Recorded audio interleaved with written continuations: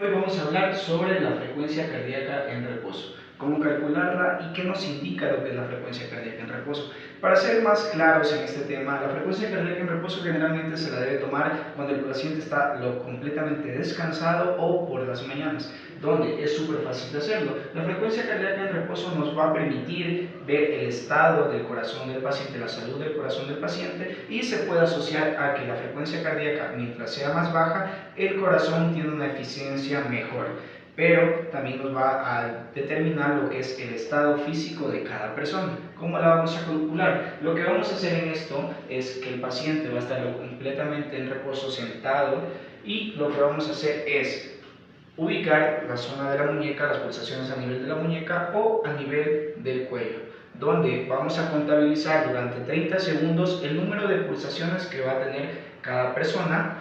Entonces tenemos durante 30 segundos el número de pulsaciones, y esto lo que vamos a hacer, el número de pulsaciones sería el valor X, y esto lo que vamos a hacer es multiplicarlo por 2, ya que siempre se calcula a través de un minuto lo que es el tema de las pulsaciones, y vamos a tener lo que es tener el resultado de la frecuencia cardíaca en reposo. Ahora tenemos las frecuencias cardíacas máximas. Este tipo de fórmulas se van a utilizar para evaluar las pulsaciones por minuto que tenía la persona al momento de realizar un tipo de ejercicio. Se divide en dos tipos de variantes de fórmula, que es la fórmula de Carbonen, que es para personas sedentarias, y la fórmula de Tanaka para personas deportistas o profesionales. En este tipo de fórmula vamos a ver qué es la frecuencia cardíaca máxima entre hombre y mujer. Va a variar siempre, 220 va a ser para hombre y 226 para mujer.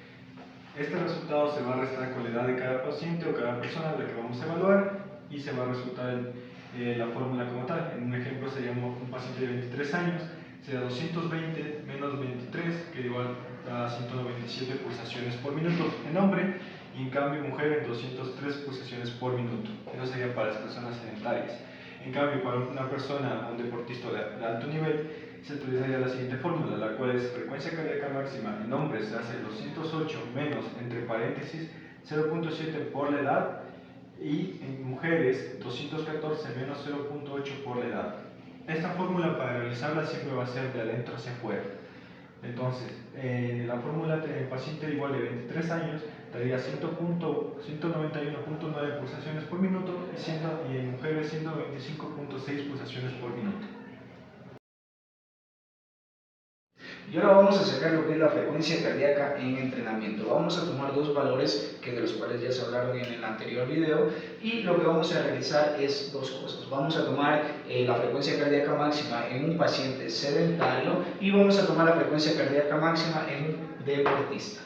Los dos van a ser pacientes hombres, y vamos a realizar la fórmula. ¿Cómo vamos a realizar la frecuencia cardíaca en entrenamiento? Lo que tenemos que hacer primero es calcular la frecuencia cardíaca máxima, que ya la tenemos, 197 en nuestra persona sedentaria, menos la frecuencia cardíaca en reposo.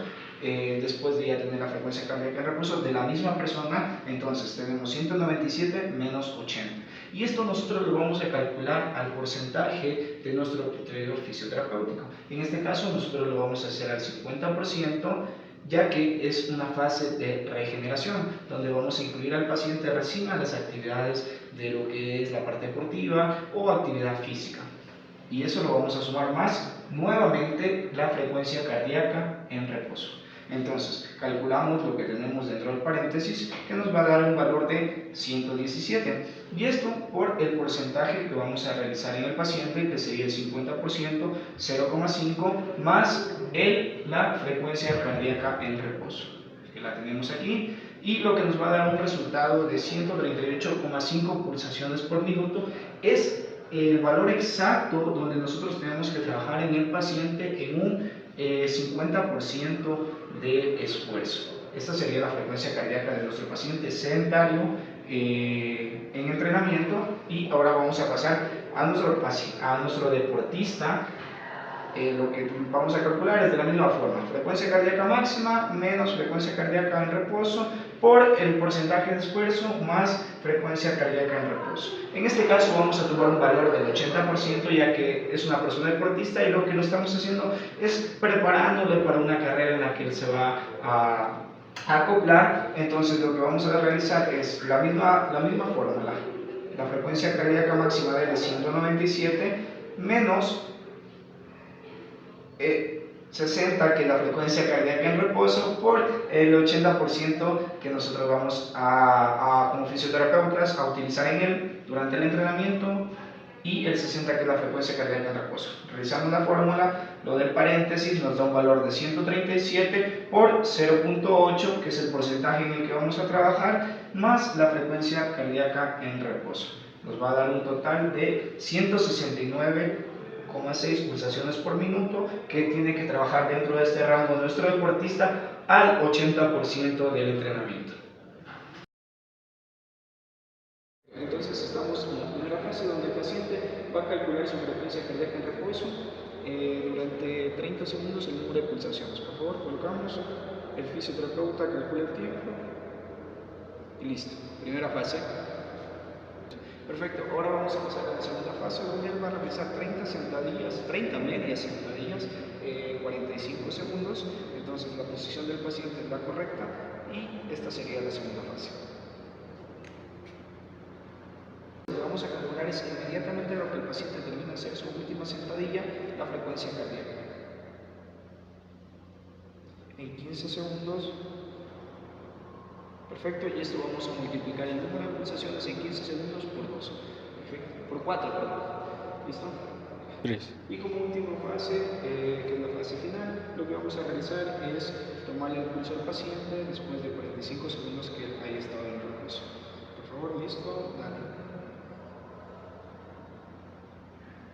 Perfecto. En el test de Buffet-Dixon tenemos la parte de la fase 1, tenemos las pulsaciones en reposo, tenemos las pulsaciones inmediatamente después de hacer el test y 45 minutos después. Tenemos la fórmula para calcular y determinar en qué rango de la tabla está nuestro paciente. La fórmula se expresa así: fase 1 más fase 2 más fase 3 menos 200, que sería una constante, y dividido para 10, que también es una constante. Calculamos lo que se encuentra dentro del paréntesis, que nos va a dar como resultado 266 menos 200 dividido para 10. Calculamos lo dentro del paréntesis, nos da 66 dividido para 10, 6.6. En este rango se encuentra nuestro paciente, donde está en un estándar de la tabla en bueno.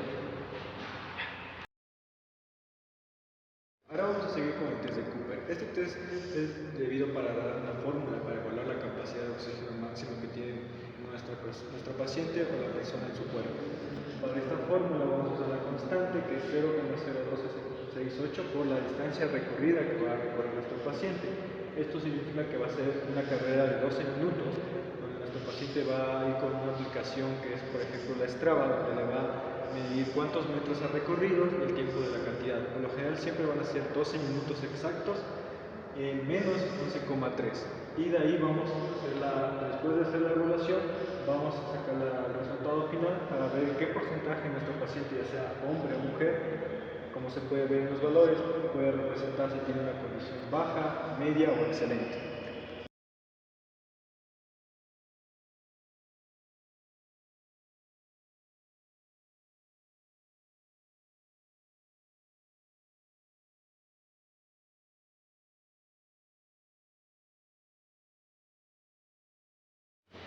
Y aquí la persona o nuestro paciente que va a realizar el test comienza a correr, a trotar a un ritmo en el cual él va a mantener la distancia durante los 12 minutos.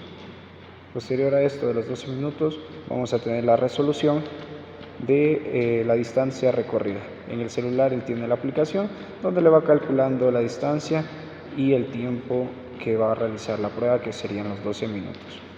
Realizar la prueba de los 12 minutos que lo establece el test de Cooper, tomando en cuenta la fórmula del VO2 máximo. Realizamos la fórmula y él nos dio una distancia recorrida en esos 12 minutos de 1190 metros, donde realiza la fórmula y restando por el 11,3 nos da 53,33, y en la resta 42 mililitros sobre kilogramo sobre minuto, que esto nos da que en la tabla de hombres como tal, nuestro paciente hombre se encontraría en la media entre 34 y 42.